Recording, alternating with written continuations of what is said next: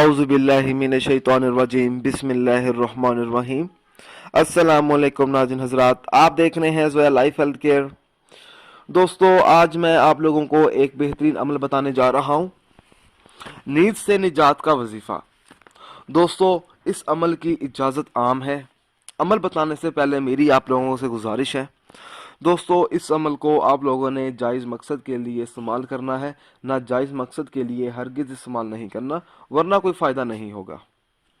अक्सर देखा जाता है कि कुछ लोग ऐसे होते हैं जिनकी फजर के वक़्त आंख नहीं खुलती और वो देर तक सोते रहते हैं, यहाँ तक कि उनका इबादत में भी दिल नहीं लगता।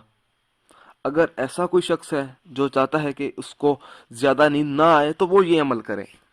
अमल इस तरह से शुरू करना है। उस शख्स को चाहिए कि वो हर नमाज के बाद 21 मरतबा दूध पाक पढ़े, फिर 11 मरतबा नात अली रजी अल्लाह तआला का विर्द करे, इसके बाद फिर 21 मरतबा दूध पाक पढ़े।